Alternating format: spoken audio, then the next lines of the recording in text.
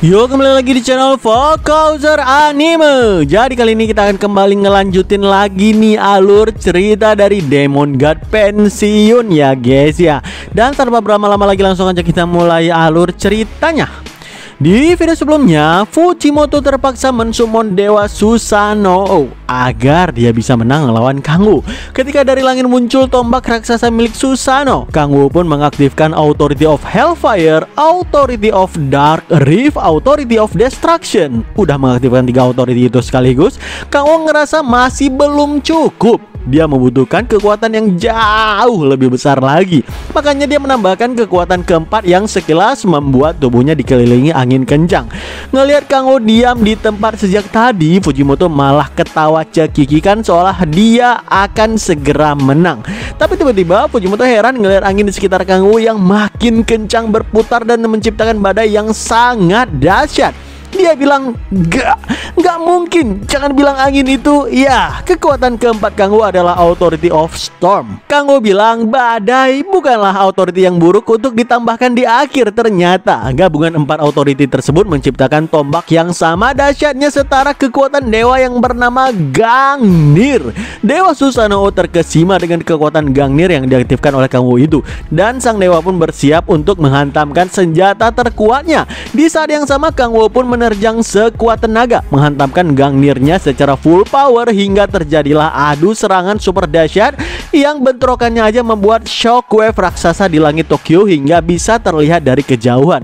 Ketua Cha, Seolah dan Echidna terkaget-kaget ngelihat cahaya ledakan tersebut. Mereka sangat mengkhawatirkan Kangwu saat ini. Sedangkan Kangwu sendiri sedikit demi sedikit terluka bagian tangannya akibat bentrokan tersebut. Dalam hatinya Kangwu bilang, sial, apa aku masih belum cukup kuat untuk melawan dewa? Tubuhku terus terluka. Hah? Darah hitam? Apa darahku menyerap demonic energi ketika tubuhku menjadi ekstrim demonic body? Ini bukan demonic energi sembarangan, tapi demonic energi yang dipadatkan seperti demonic kristal. Kalau begitu aku akan meledakkan demonic energi yang meluap dalam darahku ini. Kangwu langsung menggabungkan darahnya sendiri ke dalam Gangnir sehingga kekuatannya menjadi berkali-kali lipat dan membuat mata sang dewa terbuka dengan lebarnya. Seiring tekanan serangan Kangwu yang menjadi sangat kuat dan mendesak tombak dewa ke belakang, Dewa Susanoo pun bilang, ramalan itu gak salah. Dan itulah kata-kata terakhir Dewa Susanoo. Karena kemudian Kangwu menusuk dan menembus kepalanya sampai tembus ke belakang, membuat sang dewa hancur lebur menjadi asap yang terurai di langit malam. Lalu seketika Fujimoto pun jatuh ke tanah dan dia terlihat cukup sekarat, minta pertolongan. Tubuhnya terlihat mulai retak-retak termasuk hidungnya yang udah bolong sekarang. Dalam sakit yang luar biasa tersebut, Fujimoto bilang dalam hati, sial, Susanoo menguras energi kehidupan dan magic powerku sampai habis. Tapi berkat mata Susanoo aku masih bisa bertahan sekarang. Jika aku bisa menerima energi yang kuperlukan dari Blazing Yuri, aku bisa. Namun tiba-tiba Kangwu mendekatinya dan bilang, harga yang harus dibayar untuk memanggil dewa cukup tinggi juga ya. Namun Kangwu tanpa ampun membakar tangan kiri Fujimoto menjadi abu yang membuat dia menjerit histeris. Kangwu pun bilang, si goblok ini masih aja belum sadar. Itulah yang kau dapatkan karena mencoba membunuh seseorang yang harusnya nggak boleh kau sentuh. Jika kau nggak melakukan semua ini, kau bisa mendapatkan mythic item dan menyelamatkan negara. Harusnya ini akan berakhir dengan win-win solution, bukan? Kalau udah begini, sekalian aja aku harus mengambil mythic item milikmu, kata Kangwu yang membuat Fujimoto bergidik ngeri. Dalam keadaan panik yang luar biasa tersebut, Fujimoto pun teriak, tunggu sebentar. Jika kau mengambil itemku, aku akan mati. Apa kau mau mythic item yang lebih banyak? Aku akan minta Blazing Yuri dan memberikanmu lebih banyak mythic item. Apa kau butuh bata ini? Bawa aku kepada Yuri dan aku akan memberikannya kepadamu. Apakah hadiranku mengganggumu? Aku bersumpah gak akan pernah muncul lagi di hadapanmu lagi. Jadi tolong, kata Fujimoto dengan air mata yang mengalir dengan deras. Tapi Kangwu nggak menggubris semua ucapan Fujimoto tadi. Sambil tersenyum iblis, dia pun bilang, terima kasih, aku akan memanfaatkan ini dengan baik. Dan maaf, aku nggak bisa membawamu ke restoran sushi. Kata Kang Wo sambil mencungkil mata Susanoo milik Fujimoto yang membuatnya sekarat makin parah lagi. Dengan perasaan yang gak bisa diungkapkan lagi, Fujimoto pun bilang, "Bajingan, kau terus mengejekku sampai akhir." Dan itulah kata-kata terakhir Fujimoto yang kemudian dia pun tewas mengenaskan menjadi pasir debu. Sayangnya mata Susanoo adalah equipment yang udah terikat atau bond, jadi nggak bisa Kang Wo gunakan. Dalam hatinya Kang Wo bilang, "Susanoo ya, jika gaya sistem terus melemah, apa makhluk seperti itu akan lebih sering muncul di muka bumi ini. Meski kondisinya nggak sempurna, kekuatan sebesar ini cukup membahayakan juga. Jika para dewa muncul dengan kekuatan penuh mereka, gimana caranya menghentikan mereka?" Tiba-tiba muncul lagi notif baru di hadapan Kang Wo yang bilang tentang 2 syarat untuk menjadi Demon God. Dan notif tersebut masih menjadi tanya-tanya. Dalam hati Kang Wo ngerasa jangan-jangan untuk menghentikan kekuatan penuh para dewa, sekalian aja dia menjadi seorang Demon God. Wah, gokil juga nih. Kebetulan Kang Wo merasakan Sucheon dan ayahnya datang mendekat. Jadi dia langsung menyuruh Guild Master Heavenly Sword untuk membereskan tempat kejadian ini, selagi Kang Wo harus kembali kepada teman-temannya. Mendengarkan itu juga Guild Master Heavenly Sword pun tersenyum dan dia bilang, "Oh, apa yang tadi itu belum kekuatan penuhnya ya. Kekuatan luar biasa itu sepertinya dibangun atas usaha dan pengalaman dibandingkan bakat bawaan martial art. Nggak salah lagi, dia memang sangat kuat. Jadi jika kau mau Sucheon, aku akan mendukung pernikahanmu dengannya." Tapi Sucheon malah ngejawab, "Enggak, aku akan kembali ke Cina hari ini untuk kembali berlatih. Jika dia kurang memiliki bakat dalam martial art, maka aku akan mengisi kekurangan tersebut. Lagian sekarang tampaknya cukup sulit juga masuk di antara mereka," kata Sucheon yang sedikit iri. Kang Wo dekat dengan 2 wanita lain, siapa lagi yang kalau bukan Ketua Cha dan juga Seol Ah. Terlihat Ketua Cha marah-marah sama Kang Wo karena menutupi banyak hal tentang Fujimoto. Kalau memang udah tahu Fujimoto anggota kultus, harusnya Kang Wo kan ngasih tahu sejak awal. Padahal sih aslinya Fujimoto memang bukan anggota kultus demonik sih. Daripada Ketua Cha terus marah-marah dan Seol Ah makin sedih, Kang Wo malah memeluk Seol Ah dengan mesra sambil ngajak makan sup kimchi yang membuat Ketua Cha terdiam kehilangan kata-kata. Namun selagi masih memeluk Seol Ah, Kang Wo bilang dalam hatinya, "Ada satu hal yang masih aku nggak paham. Kurosaki Yuri kenapa dia membantuku di persidangan? Aku nggak menawarkan kekuatan ataupun mengancamnya juga. Dia sedikit sadar ketika aku menyelamatkannya sebelumnya. Jadi aku yakin dia tahu jika aku yang menggendongnya. Apa mungkin dia punya dendam pribadi terhadap Fujimoto ya?" Kesal sekaligus cemburu ngelihat Kang Wo memeluk Seol Ah, Ketua Cha mencubit pipi Kang Wo sambil ngajak makan ke tempat sushi sekarang. Selagi Kang Wo dan kawan-kawan pergi ke tempat sushi, ternyata Saintes Yuri melihat mereka dari kejauhan. Bawaan Yuri pun mengajaknya untuk pulang karena urusan Fujimoto udah beres sekarang. Tapi sebelum pergi dari sana, Yuri kembali menatap ke arah Kang Wo dan dia bilang dalam hati, "Untuk saat ini aku hanya menonton dari kejauhan. Gak lama lagi aku akan datang mengunjungimu, Demon King," kata Yuri yang bayangannya ternyata itu adalah Demon Lilith. Waduh, ternyata Lilith memang udah turun ke bumi dan mengambil alih tubuh Saintes toh. Wah, makin seru nih. Istri resmi Kang Wo di neraka akan segera mengunjunginya. Oke lah, lanjut. 1 minggu pun berlalu. Kang Wo dan kawan-kawan udah kembali ke Korea setelah semua masalah di Jepang selesai. Terlihat Ketua Cha sangat lelah ketika pamit dari Kang Wo. Wajar sih, soalnya Ketua Cha lah yang menjadi pembela Kang Wo ketika konferensi pers berlangsung di Jepang. Mau Fujimoto anggota kultus demonik ataupun enggak, faktanya Jepang udah kehilangan pahlawan nasional mereka. Jadi tentu aja kebencian mereka beralih ke Korea dan juga Cina. Di saat itulah Ketua Cha yang menjadi wakil Kang Wo menjelaskan semua pertanyaan wartawan Jepang dengan detail sampai-sampai dia marah dan stres sendiri. Di saat Seol Ah mau ngajak Kang Wo istirahat, Kang Wo pun bilang duluan aja karena ada sesuatu yang harus dia lakukan. Baru aja akan menyusul, Echidna meminta Kang Wo supaya dia bisa ikut juga. Kang Wo mengizinkannya. Dia bilang kalau Echidna boleh pergi bersamanya ke tempat yang tenang. "Apa yang kita akan lakukan di sana, Kang Wo?" tanya Echidna penasaran. Sambil ngelihat mata Susanoo dari jaketnya, Kang Wo bilang, "Kita akan membuat beberapa equipment." Siapa sangka tempat yang Kang Wo maksud ternyata adalah dungeon rank S, tempat dimana El Guero udah dikalahkan. Setibanya ke dalam dungeon tersebut, Kang Wo langsung ngecek skill terbarunya sekali lagi, Awakening ke-6 yang membuat Kang Wo bisa crafting equipment demon. Dari penjelasan notif tersebut, untuk membuat equipment yang lebih kuat perlu menggunakan banyak authority sekaligus. Saat melawan Fujimoto dan Susanoo sebelumnya, Kang Wo menggabungkan 4 authority untuk menciptakan Gangnir. Sepertinya batasan saat ini cuma 4 authority saja. Masalahnya ketika menggunakan authority secara bersamaan, bukan hanya kekuatannya yang berlipat ganda tapi juga jumlah demonic energi yang eksponensial. Untuk memakai 4 authority, konsumsi demonic energi juga meningkat menjadi 16 kali lipat. Namun karena sekarang bukan kondisi pertarungan, Kang Wo yakin jika dia fokus menggunakan authority, kemungkinan dia bisa menggunakan sampai 5 sekaligus. Demi menjaga fokus, makanya Kang Wo meminta bantuan Echidna untuk memastikan gak ada orang ataupun monster yang mendekat. Setelah Echidna mulai menjalankan tugasnya, barulah Kang Wo mengaktifkan skill Demon Crafting.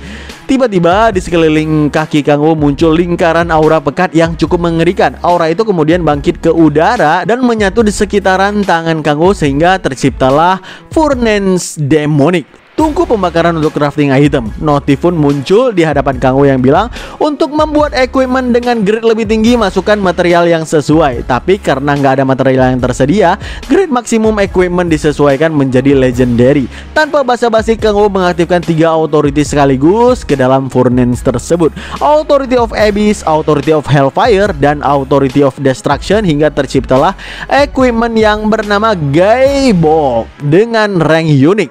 Ngelihat tombak Gaebok di tangannya, Kang Wo bilang dalam hati, ini nggak sekuat ketika dibuat dengan kekuatan authority yang asli sih, tapi item ini masih mengandung kekuatan authority yang aku wujudkan dalam tombak tersebut.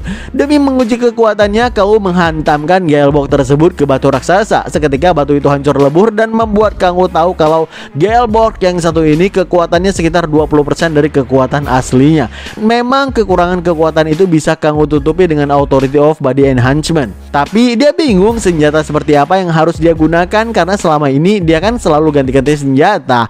Tiba-tiba Cina ngasih ide, gimana kalau Kang Wo bikin senjata yang bisa berubah-ubah bentuk.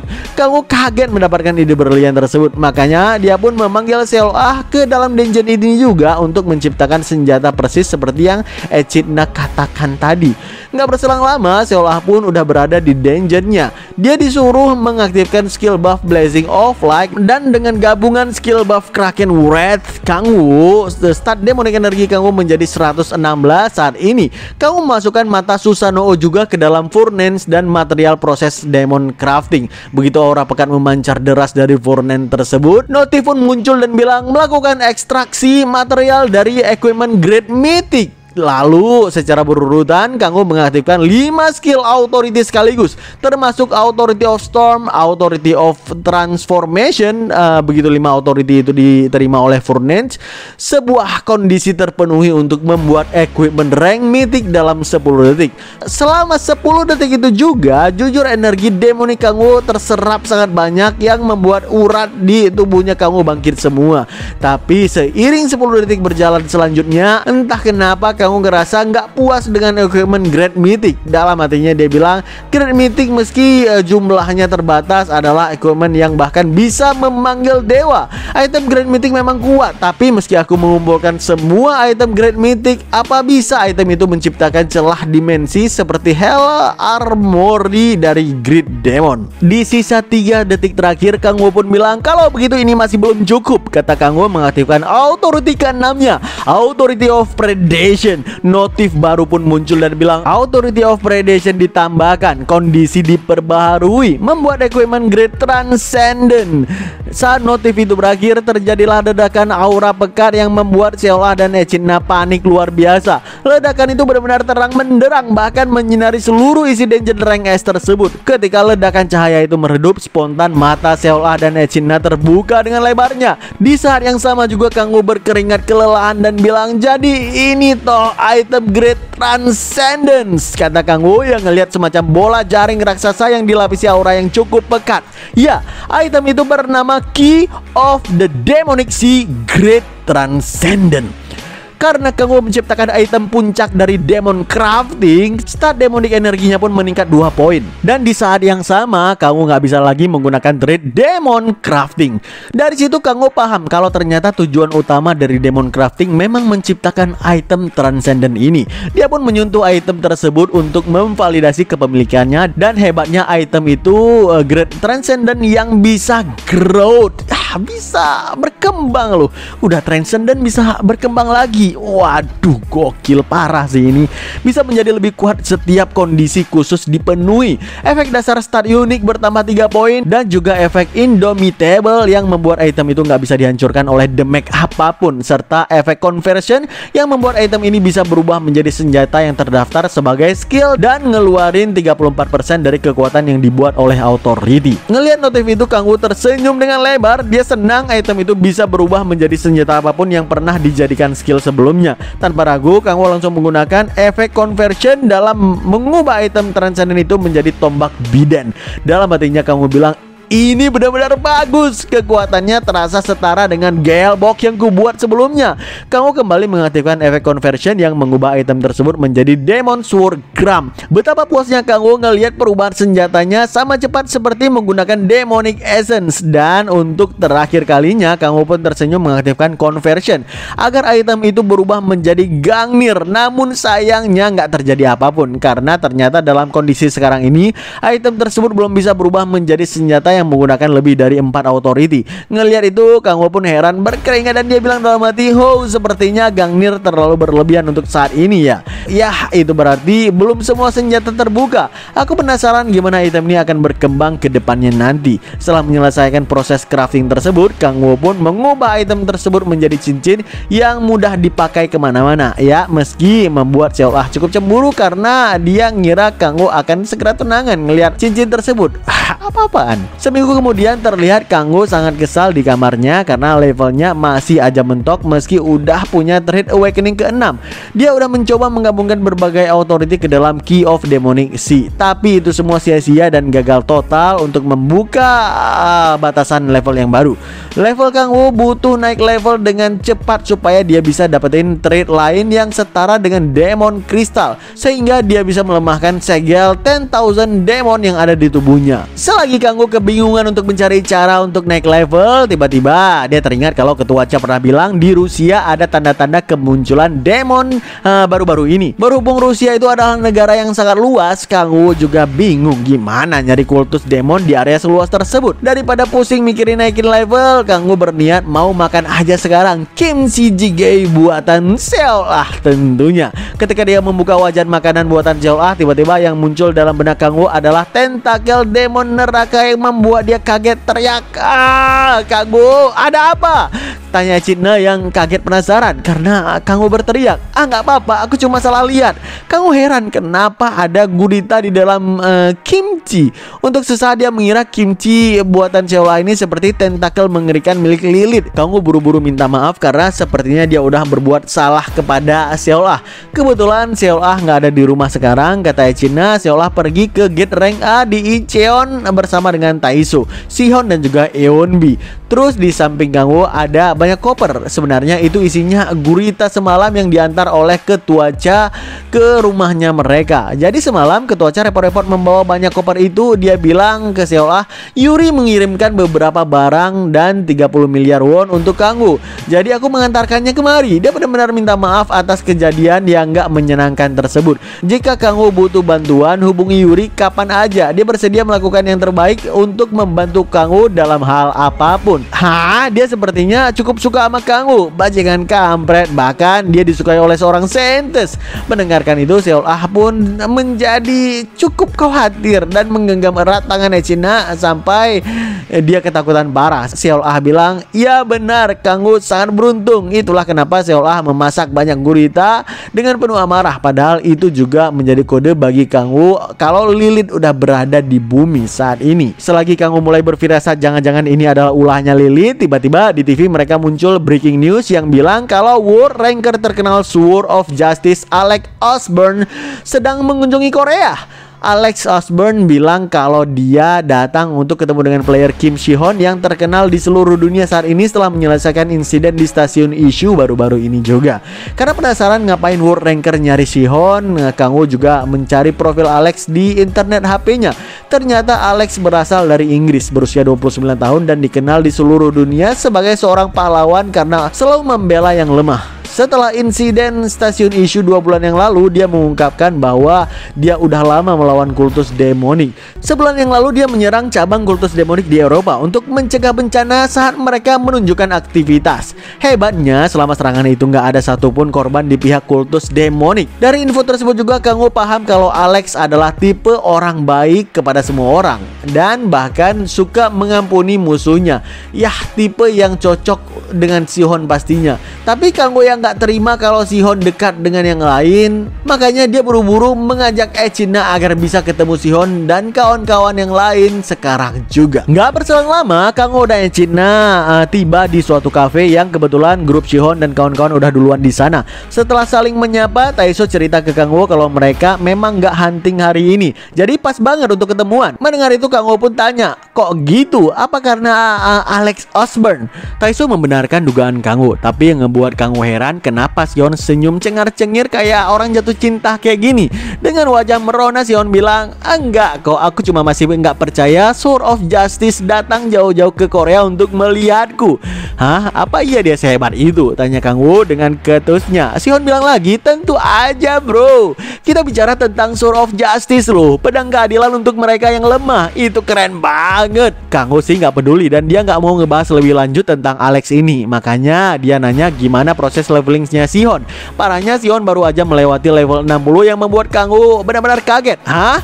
Terus gimana dengan batasan level? Tanya Kanggo penasaran. Seolah pun cerita kalau Sihon nggak punya batasan level yang membuat Kanggo dan Eonbi sangat iri.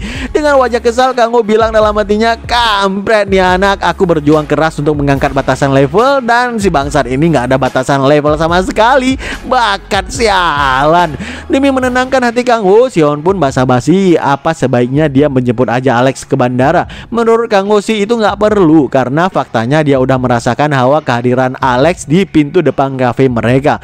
Begitu Alex masuk ke dalam, seketika Sihon langsung berdiri dari kursinya menyambut Alex dengan penuh kehangatan. Sedangkan Kanggo sendiri terlihat kesal dan bilang dalam hati, seorang World Ranker, dia memang sesuai dengan namanya. Keanggunan dalam langkahnya dan langkah yang konsisten itu, serta magic power yang halus dan juga teratur. Meski belum jelas gimana kekuatan dia yang sebenarnya, yang pasti orang ini lebih kuat dari Fujimoto Ryuma, kata Kanggo seiring Alex Osborn memperkenalkan dirinya kepada seluruh party mereka. Wah, apakah yang terjadi selanjutnya? Kita cukupkan ceritanya sampai di sini ya guys ya. Gimanakah Kanggo akan menghadapi Alex Osborn, ranker dunia lagi? Saksikan terus alur cerita Demon God Pensiun hanya di channel Fokuser Anime dan stay update.